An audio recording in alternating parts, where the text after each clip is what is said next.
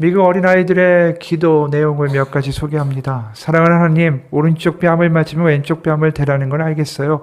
근데 하나님은 여동생이 눈을 찌르면 어떻게 하시겠어요?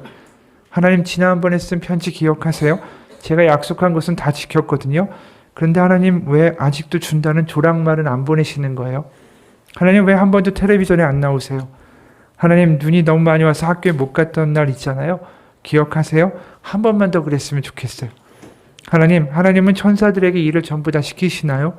우리 엄마는 우리들이 다 천사래요. 그래서 우리들한테 심부름 다 시키나 봐요.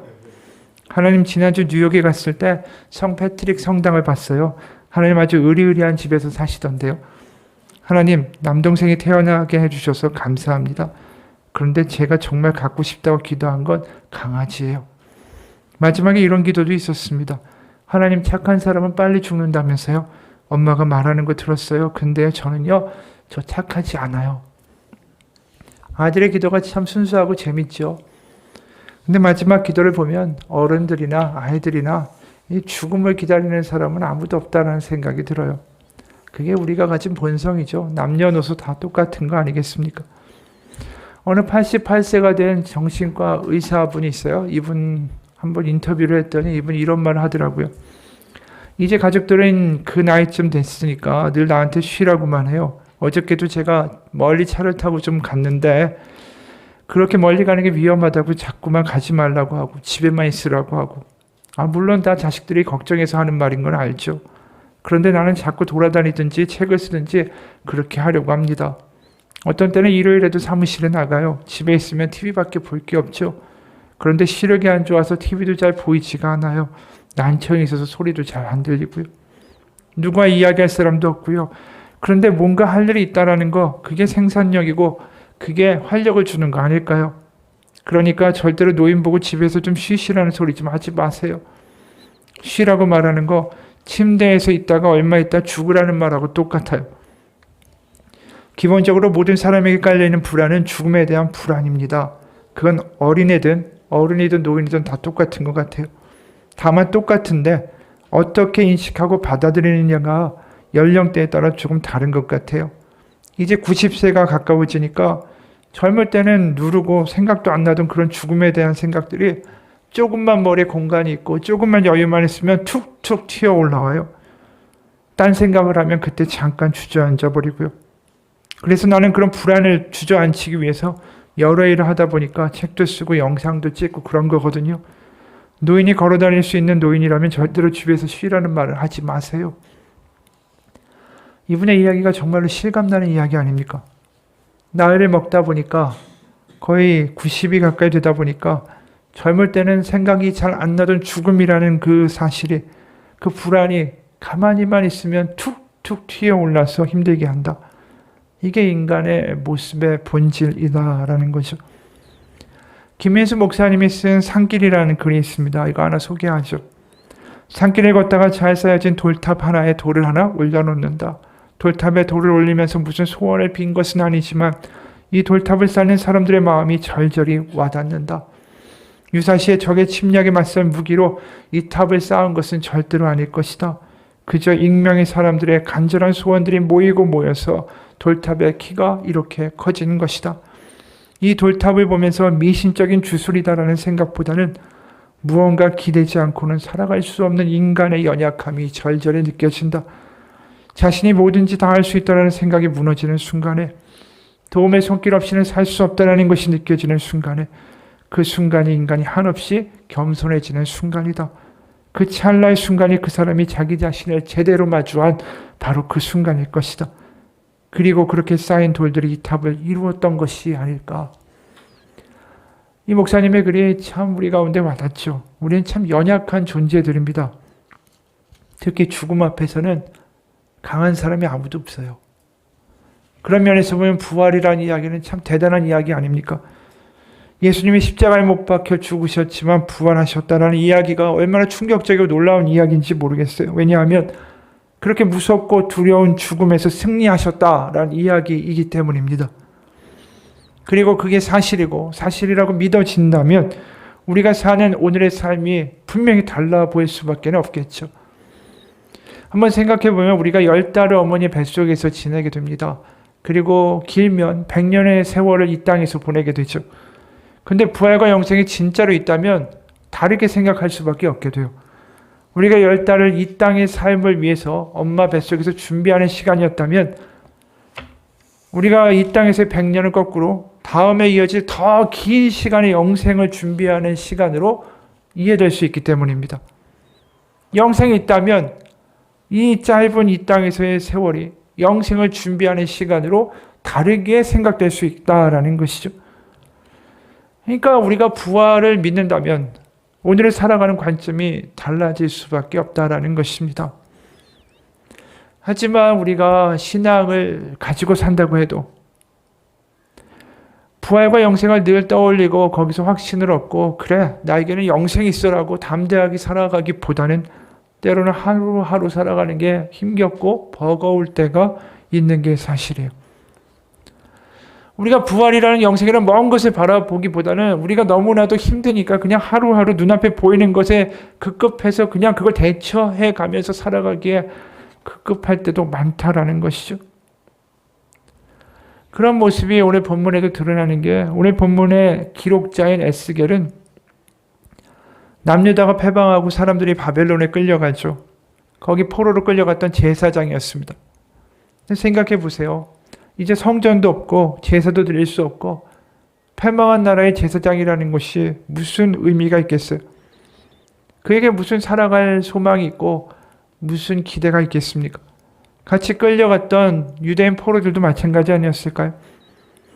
탈출구가 없는 인생이고 막다른 인생이고 노예라는 게 이 주인이 얼마든지 생사여탈권을 가지고 있어서 변덕 부리면 얼마든지 내일 죽을 수도 있는 거고 내일 어디로 팔려갈지도 모르는 게 그런 노예의 인생 아닙니까? 그런 삶을 살다 보니까 먼 미래 따위는 생각할 겨를이 없어요. 그러니까 이들이 하는 말이 뭡니까? 하나님 우리를 버리셨고 완전히 잊으셨고 우리는 망했다. 그 생각밖에 안 들어요. 그럴 때 하나님이 에스겔에게 환상을 하나 보여주시죠. 그 환상 속에는 골짜기에 뼈가 가득합니다. 하나님 그 뼈들에게 선포하라고 하시죠. 그리고 너희 마른 뼈들아 여호와의 말씀을 들을지어다. 이렇게 선포를 시작하니까 그 하나님이 보여주신 말씀 그대로 변화가 일어나기 시작해요. 마른 뼈다귀들이 하나씩 연결되기 시작하고 힘줄이 붙고 거기에 살이 오르고 살가죽이 덮여요. 그게 5절과 6절입니다. 주 여호와께서 이 뼈들에게 이같이 말씀하시기를 내가 생기를 너희에게 들어가게 하리니 너희가 살아나리라. 너희 위에 힘줄을 두고 살을 입히고 가죽으로 덮고 너희 속에 생기를 넣으리니 너희가 살아나리라. 또 내가 여호와인 줄 너희가 알리라 하셨다라. 그러니까 실제로 이렇게 뼈들이 마주 붙고 살이 오르고 살가죽이 덮였는데 그 다음에 이제 생기가 들어가야 이들이 살 수 있는 거 아닙니까? 에스겔에게 하나님은 더 선포하라고 하시죠. 그게 세번역으로 9절 10절이에요. 그때 그가 여호와가 내게 말씀하셨다. 사람아 너는 생기에게 태어나라. 생기에게 태어나라 이렇게 일러라. 나 주 하나님이 너에게 말한다. 너 생기야. 사방에서부터 불어와서 이 살해당한 사람들에게 불어서 그들이 살아나게 하여라. 그래서 내가 명을 받은 대로 태어나였더니 생기가 그들 속으로 들어갔고 그래서 그들이 곧 살아나 제 발로 일어서는데 엄청나게 큰 군대였다. 죽음의 골짜기에 뼈들만 있던 골짜기에서 마른 뼈들이 살아나서 이제 커다란 군대를 이루는 환상을 본 거죠. 이 환상이 무엇을 말하는 것이었을까? 거의 살아도 죽은 거나 마찬가지고 하루하루 비참하게 살아가는 이스라엘 백성들을 하나님이 다시 살려내겠다라는 하나님의 약속의 환상이었죠. 하지만 지금 이스라엘 백성들은 힘들어요. 에스겔은 이런 환상을 받았지만 그들은 늘 하는 말이 뭐였다고요? 우리는 뼈가 말랐고 우리의 희망은 사라졌으니 우리는 망했다. 이들의 삶은 매일 이것만 되뇌이고 살던 삶이었다라는 것입니다. 우리도 마찬가지죠. 우리의 삶에 어떤 돌파구가 보이지 않고 우리의 삶에 탈출구가 없다면 우리도 똑같이 말할 거예요. 우리의 뼈가 말랐고 우리의 희망이 사라졌으니 나는 어떻게 살아? 나는 망했다. 이렇게 힘들 때 누군가 아무리 격려하고 잘 될 거라고 말해도 그게 사실 우리 마음 가운데 잘 와닿지 않습니다. 우리의 영혼이 메말라 버리고 어떠한 탈출구도 없다라는 생각이 우리 가운데 믿어지는 순간에 어떠한 이야기도 우리 가운데 들어오지 않아요. 대중가요 중에 한숨이라는 노래가 있습니다. 아마 아시는 분은 아시겠지만 이 곡의 작곡, 작사 한 사람은 자살로 자신의 삶을 비극적으로 마쳤죠. 그 가사가 이래요. 숨을 크게 쉬어봐요. 당신의 가슴 양쪽이 저리게. 조금은 아파올 때까지 숨을 더 뱉어봐요. 당신 안에 남은 게 없다고 느껴질 때까지 숨이 벅차올라도 괜찮아요. 아무도 그댈 탓하진 않아. 가끔은 실수해도 돼. 누구든 그랬으니까. 괜찮다는 말뿐인 위로지만 누군가의 한숨. 그 무거운 숨을 내가 어떻게 헤아릴 수 있을까요? 당신의 한숨. 그 깊이를 이해할 순 없겠지만 괜찮아요. 내가 안아줄게요.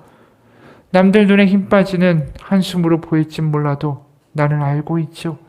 작은 한숨 내뱉기도 어려운 하루를 보냈다는 걸. 이제 다른 생각은 마요. 깊이 숨을 쉬어봐요.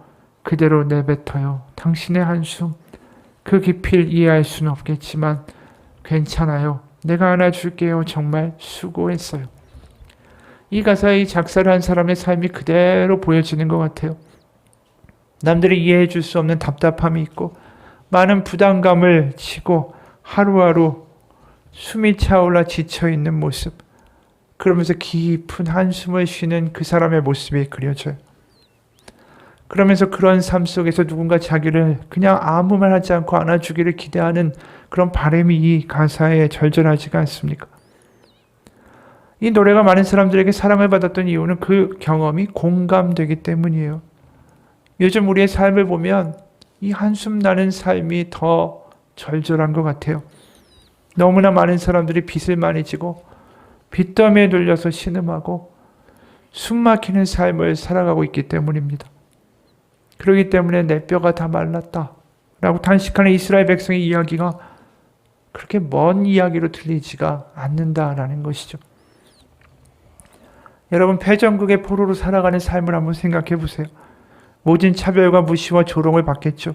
고진 노동의 삶 속에서 소망도 없이 살아가니까 그저 내일 해가 안 떴으면 좋겠다. 그냥 잠들었으면 내일 눈 뜨지 않았으면 좋겠다. 이렇게 바라지 않았을까? 그 말이 우리의 뼈가 말랐고 우리의 희망을 사라졌으니 우리는 끝장났다. 여기에 다 담겨 있는 것이 아닐까요? 그런 그들에게 하나님의 말씀이 정말 분명하게 전달하는 바는 오늘 세번역 13, 14절에 분명하게 나와 있어요. 내 백성아, 내가 너의 무덤을 열고 그 무덤 속에서 너희를 이끌어낼 때야 그때야 비로소 너희는 내가 주인인 줄 알 것이다.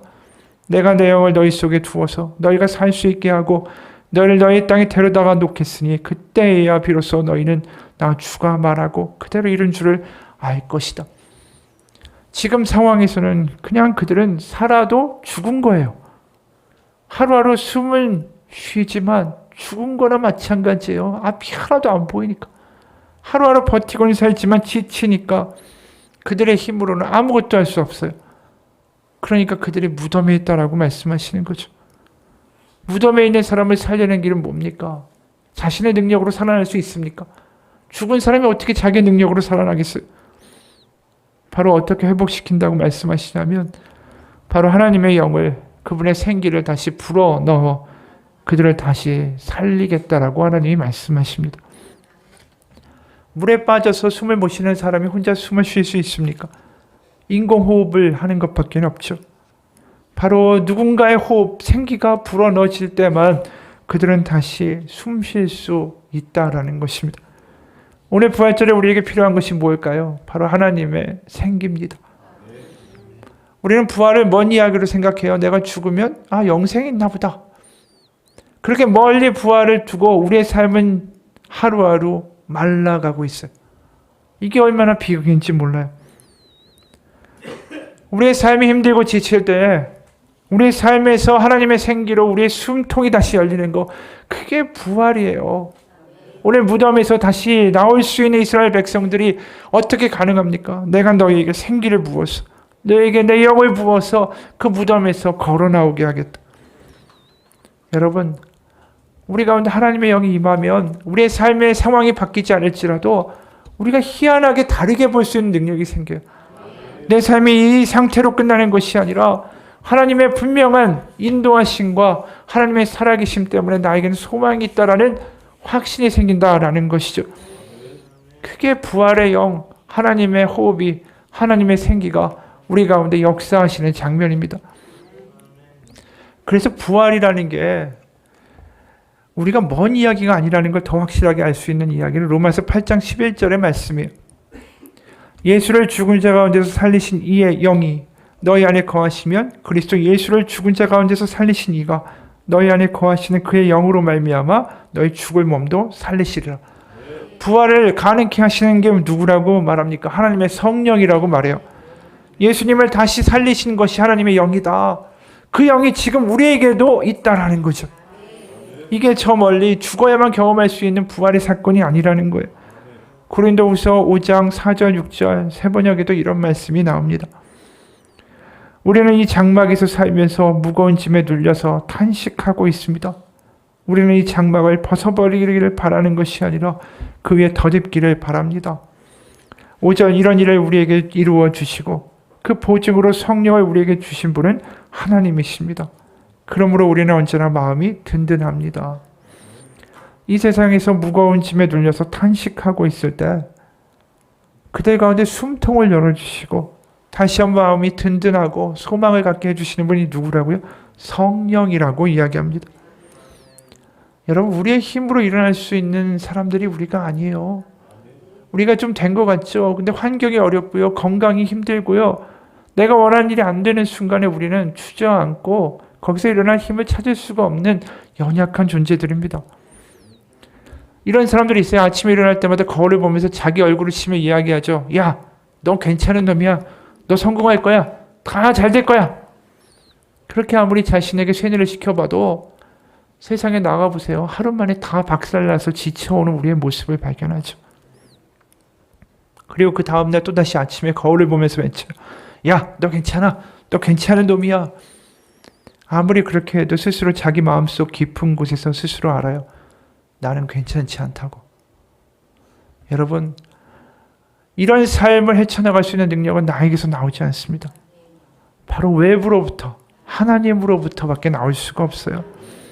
그래서 정말 뼈밖에 안 남았고 우린 말라버렸고 우리에게 희망이 없고 우린 죽었다라고 말하는 그들에게 하나님의 생기가 부어질 때에 그들에게 회복이 일어날 수 있는 거라고 말씀하시는 거 아닙니까?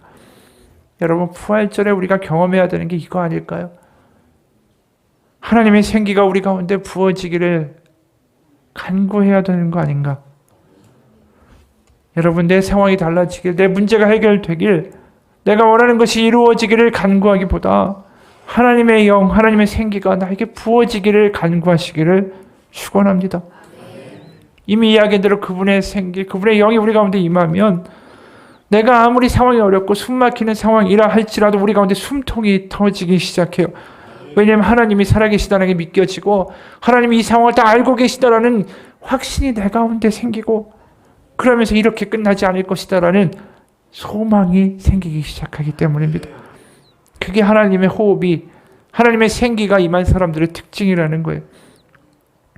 어느 신학자가 이렇게 말해요. 어린 자녀가 아빠로부터 사랑한다는 말을 듣고 그 말을 있는 그대로 받아들여서 믿을 수도 있다. 그러나 아버지의 품에 안겨서 푸근함을 느끼고 아버지의 심장이 뛰는 소리를 듣고 꽉 쥐인 손에서 내가 보호받고 있다는 느낌을 받는 것이 훨씬 더 사실적이다. 아버지가 사랑한다고 말하는 것을 듣는 것과 아버지의 사랑을 실제로 느끼는 것은 완전히 별개다. 바로 이것이 성령님이 우리 마음 가운데서 행하시는 놀라운 역사다라는 거죠. 여러분, 그게 우리 가운데 숨통을 열어주는 거예요.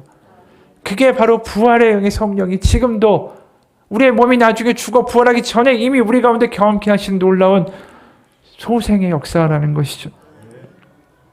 그리고 여기서 또 놀랍고 우리가 기억해야 되는 것이 한 가지 더 있습니다. 우리가 생기를 원하는 목마름보다 하나님이 우리에게 더 살려주고자 하는 그 생기를 부어주고자 하시는 마음이 더 크시다라는 사실이에요. 그게 복음이에요.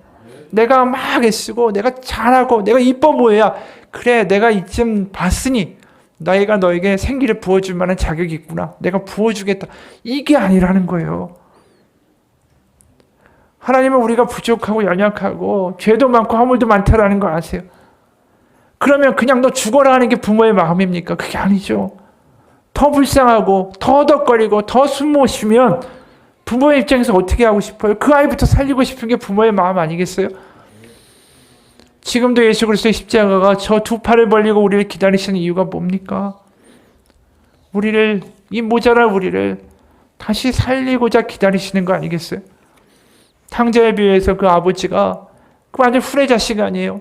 아버지에게 유산 먼저 달라고 하고 타국에서 다 써버린 그 아들이 돌아오니까 달려가서 얼싸안고 내 아들이다라고 기뻐하는 그 아버지의 모습이 하나님이라고 하지 않습니까? 아버지가 바로 우리 하나님이고 하나님이 우리 아버지라면 내가 바라는 것보다 나를 회복시키고 나에게 생기를 다시 부어주고자 하시는 아버지의 마음이 더 큰 것이 당연한 거 아니겠어요? 그게 부모니까. 그게 성경에 일관되게 나타난다라는 거죠. 창세기 2장 7절이에요. 주 하나님이 땅의 흙으로 사람을 지으시고 그의 코에 생명의 기운을 불어 넣으시니 사람이 생명체가 되었다라고 말해요. 여기서 뭐라고 말하죠? 그 코에 생명의 기운을, 생기를 불어넣어 인간을 창조하셨다. 그런데 이렇게 창조된 인간이 에덴에서 선악과를 먹죠. 하나님처럼 내가 되겠다라는 교만을 부립니다.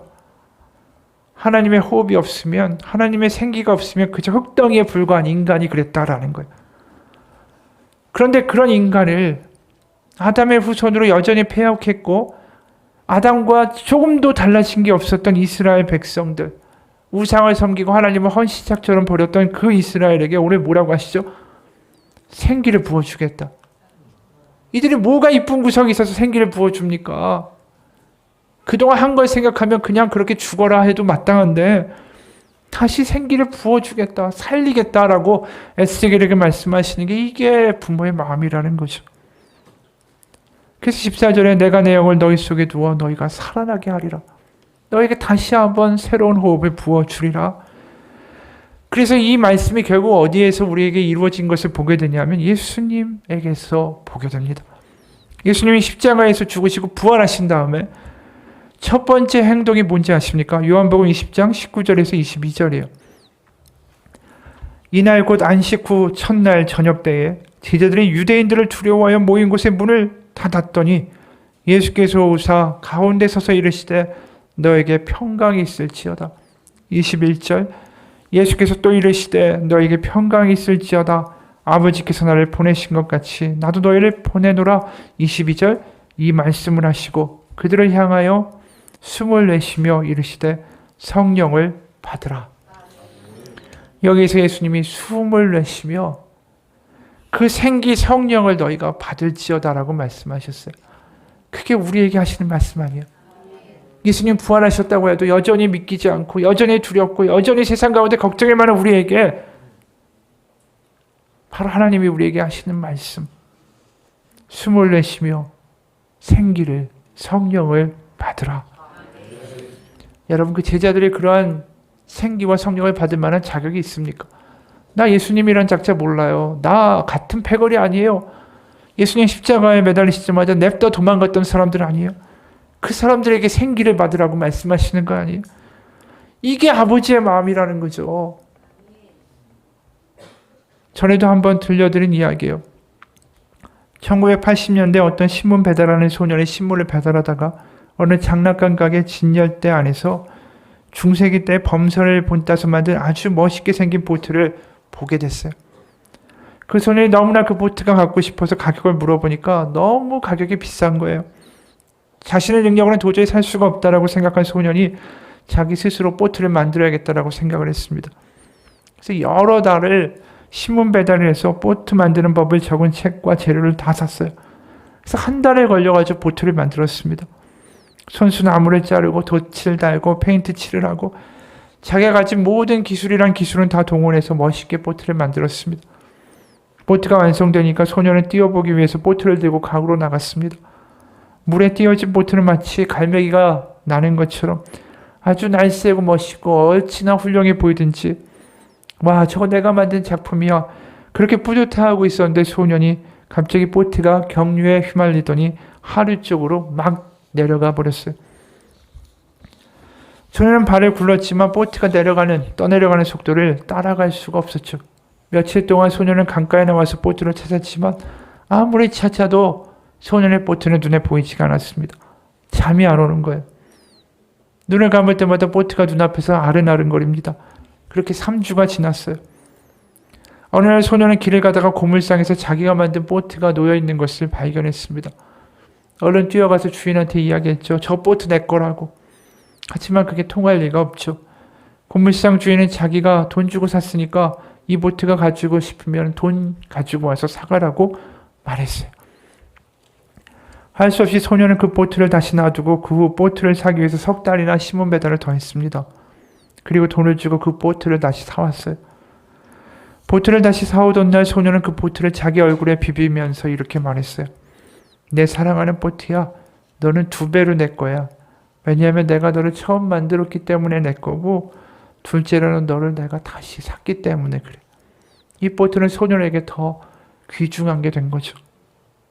이 이야기가 바로 하나님과 우리의 이야기가 아닌가 싶어요. 여러분, 하나님은 우리를 다시 되찾기 원하세요. 왜? 우리를 만드셨기 때문에, 그분의 호흡으로 우리를 창조하셨기 때문에 다시 우리 가운데 생기를 부어주시고 다시 우리를 되찾아 오기를 원하십니다. 그렇기 때문에 우리가 이 부활절을 맞이하는 이 아침에 구해야 될 건 하나님의 생기, 하나님의 호흡, 하나님의 성령이 우리 가운데 임하여 주옵소서. 그 간구가 가장 필요한 거예요. 그래서 하나님이 우리에게 부어주시기 원하는 그 성령이 임할 때 우리는 세상의 노예가 아니라 하나님의 자녀라는 사실이 믿어지게 될 것입니다. 그래서 누가복음 11장 9절에서 13절에 굉장히 놀라운 말씀이 나올 수밖에 없는 거예요. 내가 또 너에게 이르노니 구하라. 그리하면 너에게 주실 것이요. 찾으라. 그러면 찾아낼 것이요. 문을 두드리라. 그리하면 너에게 열릴 것이니 구하는 이마다 받을 것이요. 찾는 이는 찾아낼 것이요. 두드리는 이에게는 열릴 것이니라. 너희 중에 아버지 된 자로서 누가 아들이 생선을 달라 하는데 생선 대신에 뱀을 주며 알을 달라 하는데 전갈을 주겠느냐. 너희가 악할지라도 좋은 것을 자식에게 줄 줄 알거든 하물며 너희 하늘 아버지께서 구하는 자에게 성령을 주시지 않겠느냐 하시니라. 여러분, 구하고 찾고 두드릴 때에 구하고 찾고 두드리는 자마다 그 사람보다 더 하나님이 자녀에게 주고 싶은 마음이 크시다라는 거죠. 무엇을요? 하나님의 생기를. 여러분, 하나님 우리 살리기 원하세요. 우리가 구하고 찾고 두드리기만 하면 내가 살아있다는 것을 알 수 있는 하나님의 그분의 영을 주겠다라고 말씀하신다라는 거예요. 이게 얼마나 놀라운 사건입니까? 그 영을 받으면 우리는 다시 한번 숨통이 열리고 내 갇혀있고 이 막막한 상황이 끝이 아니다라는 확신이 생기고 내가 세상 가운데 고아가 아니라는 게 믿어지기 시작하고 내 인생이 이렇게 끝나지 않을 거다라는 분명한 소망이 생긴다라는 거예요. 내가 만들어낸 소망이 아니라. 존 스토트라는 목사님이 비교할 수 없는 그리스도라는 책을 썼는데 거기에 나오는 내용입니다. 1967년 6월 30일 조니 에릭슨이라는 17살 된 운동선수가 바다에서 다이빙을 하다가 사고를 당했습니다. 그로 인해 목 아래부터 전신이 마비된 그녀는 쓰라림, 좌절, 원망, 분노, 심지어 자살하고 싶은 충동까지 인간이 겪을 수 있는 모든 좌절의 충동과 감정에 휩싸입니다. 하지만 재활훈련 치료 기간을 통해서 부모님, 자매들과 친구들의 열렬한 후원을 통해서 점점 그 어둠에서 빠져나오기 시작하죠. 그녀는 입으로 그림 그리는 걸 배웁니다. 그리고 장애를 가진 사람들을 후원하는 모임도 만들었어요. 그런데 이런 변화의 능력의 중심에는 주변에 도움도 있었겠지만 바로 성경에서 새삼 다시 발견하게 된 진리가 있었습니다. 그녀는 자신처럼 움직이지도 못하고 무력하고 마비된 채 십자가에 달리신 예수님을 다시 한번 보게 됐어요. 그리고 더 큰 힘과 소망이 된 건 거기서 끝난 게 아니라 거기서 살아나신 예수님의 부활이었습니다. 그리고 그녀가 말해요. 나는 이제 미래에 대한 소망이 있다. 성경 우리의 몸이 하늘에서 영화롭게 변화된다라고 말한다. 그때가 내가 이 땅에서 죽은 후 나의 발로 다시 춤을 출 때다. 손가락은 오그라들어 구부러지고 근육은 쇠약해지고 무릎은 비틀리고 어깨 하르로는 아무런 감각이 없는 내가 부활의 그날 가볍고 밝으며 강력하고 눈부신 의로 새로운 몸을 가지게 될 것이다. 이것이 나처럼 척추를 다신 사람에게, 뇌손상을 입은 환자에게, 조울증 환자에게 어떤 소망을 주는지 상상할 수가 있는가? 다른 어떤 종교나 철학도 새로운 몸과 정신을 약속하지는 않는다. 오직 그리스도의 부활의 복음 안에서만 상처 입은 사람이 이처럼 놀라운 소망을 발견할 수 있다. 어떻게 완전히 부수어진 몸을 가지고 있는 이 사람이 이렇게 소망을 갖고 생기 있게 살아날 수 있었던 것은 그 안에 성령이 계시기 때문이에요. 부활이 있다는 걸 믿게 하는 능력이 있기 때문이에요. 그렇지 않으면 어떻게 이런 상황에서 이렇게 살아갈 수가 있겠어요? 여러분, 성령이 임하면 다르게 보이는 거예요. 우리가 다르게 보고 싶어서 다르게 보는 게 아니라 하나님의 호흡이 우리 가운데 들어오는 순간에 우리는 더 이상 죽을 피조물이 아니라 하나님의 자녀로 살아가기 때문입니다. 한 이야기를 소개하죠. 사람에게 존경을 받는 훌륭한 신학자가 있었습니다. 그는 목사에다가 신학대학 교수였어요. 근데 나이가 드니까 이분도 죽음에 대해서 두려워지기 시작했더라는 거예요. 자신이 정말 그리스도 안에서 끝까지 담대하게 그렇게 존경받으며 죽을 수 있을까? 그래서 어떤 분한테 편지를 썼어요. 그랬더니 그 편지 답장이 왔습니다. 자기 이야기를 다 했더니, 선생님, 많이 깊은 낭떠러지를 건너가려고 하는데 그 낭떠러지 사이에 다리가 놓여 있다면 어떻게 하겠습니까? 그곳에 서서 오직 자기 자신을 점검하며 그 다리가 충분히 믿고 건너갈 수 있는 건지, 또 다리의 상판이나 제목은 어떤 건지, 공사는 제대로 됐는지 점검해보고 다리가 믿을 만한 것인지 결정한 다음에 확신을 갖고 건너가시겠습니까? 아니면 그 다리를 만든 분을 믿고 건너가겠습니까? 우리가 죽음의 강을 건너가는 곳은 바로 그 죽음의 강을 누가 건너셨는지, 누가 승리하셨는지를 기억하면 됩니다. 우리의 믿음은 그리스도께 있습니다. 자기 자신에게 초점을 맞추시기보다는 주님의 능력, 하나님의 성령의 능력에 호소하시기 바랍니다. 여러분, 예수님을 죽음에서 살리신 성령이 우리 가운데도 똑같이 역사하세요. 그게 놀라운 거예요. 그래서 하나님의 영이 우리 가운데 죽음을 이기고 또 다른 세상이 있다는 것을 알게 하시기 때문에 성경에서는 성령을 아라본이라고 불러요. 헬라어로. 이 단어는 보증물, 보증금, 담보물이란 뜻이에요. 그러니까 우리가 이대로 끝나지 않고 아버지가 살아계시고 우리 가운데 영생이 있고 우리 가운데 분명한 하나님의 소망이 있다는 것을 믿어지게 하시는 담보물이 성령이다라는 거죠.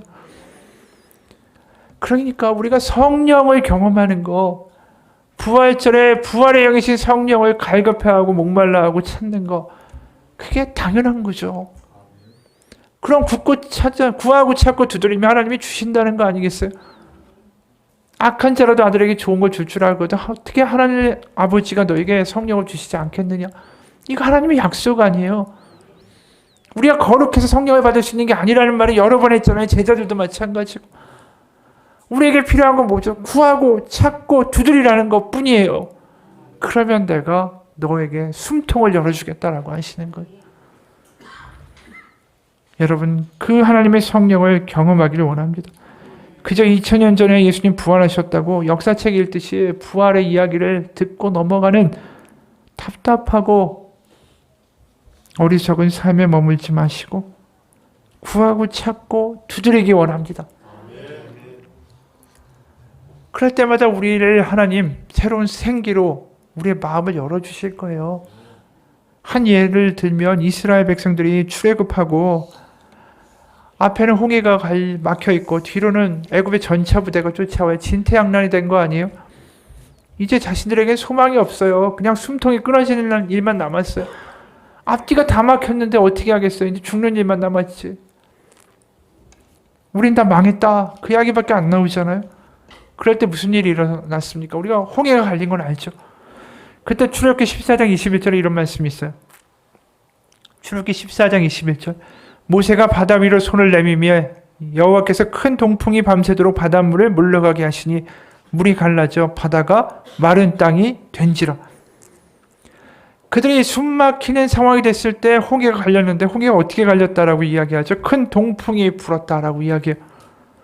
근데 이 동풍이라는 단어가 원어로 뭐라고 말씀하시는지 아십니까? 루하흐라는 단어예요. 루하흐. 이게 바람이기도 하지만 호흡이란 뜻이에요. 하나님의 생기, 하나님의 호흡, 하나님의 영, 이렇게 해석되는 단어가 이 루아흐라는 단어예요. 바로 숨 막힐 때 그들을 숨통을 열어주신 게 뭐라고요? 하나님의 호흡이었다라는 거예요. 그래서 요한복음 2장 5절, 8절 보면 이런 말씀도 나와요. 예수님이.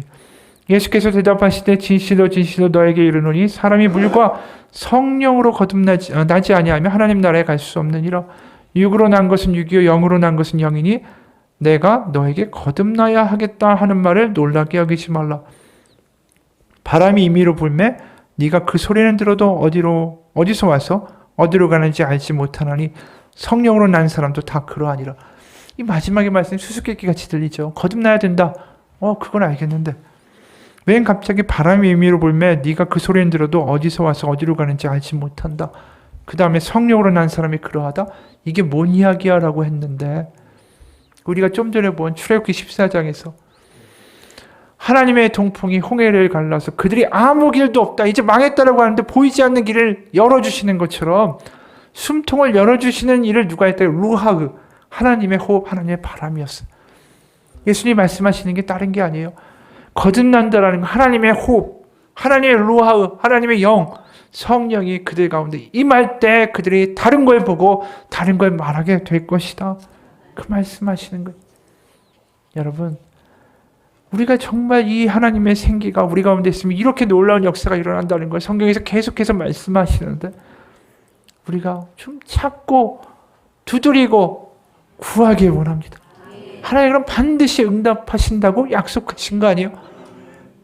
약속을 믿고 기도하는 게 우리가 할 일이죠. 나의 자신이 정말 죄가 많고 허물이 많고 겁이 많고 엉망이다. 이거 묵상하지 말고 하나님의 말씀을 묵상하고 그 약속을 믿고 구하고 찾고 두드려 보세요. 그러면 부활이 먼 얘기가 아니라 내 얘기가 될 것입니다. 내가 지금 지치고 낙담하고 뼈가 말랐고 소망이 없고 망했다라는 말 가운데 내가 넘어져 있다면 나에게 필요한 건 하나님의 생기예요. 마지막 한 이야기로 마치죠. 클래런스 조던이라는 이가 1940년대 조지아의 코이노니아 농장이라는 기독교 공동체를 설립했어요. 이 공동체는 나중에 사랑의 집짓기 운동, 헤비타트라는 그 운동의 시초가 됐죠. 수십 년 동안 이 조단이라는 사람이 그 공동체에 아주 영적 리더 역할을 해왔는데 그가 나이 들어가지고 이제 죽음이 가까이 오니까 자신의 장례 예배에 대해서 이렇게 해달라고 세부 사항을 적어놨습니다. 특히 자신의 시신을 소나무관에 넣어서 자신이 정말 정성을 기울였던 농장의 어떤 장소에 묻어달라고 유언을 했어요. 그리고 그가 수천 년 후에 입관 예배가 이루어지는데 공동체에 속한 사람들이 다 그 지정한 장소 묘지에 모였습니다. 근데 너무나도 어색한 침묵이 맴도는 거예요. 왜냐하면 사랑하는 사람이 누군가가 죽으면 얼마나 슬퍼요. 그럴 때마다 이 조던이라는 사람이 나서서 하나님의 말씀을 전하고 또 위로하고 격려했는데 그 사람이 정작 이 자리에 없는 거예요. 너무나도 슬픈 거죠. 어색한 거죠. 그럴 때 조던을 졸졸 따라다니던 3살짜리 여자아이가 있었대요. 이 어색한 분위기를 이 아이가 알아챘는지 누가 시키지도 않았는데 아이가 성큼 관위로 올라서더니 자기가 가장 좋아하는 노래를 부르기 시작했어요.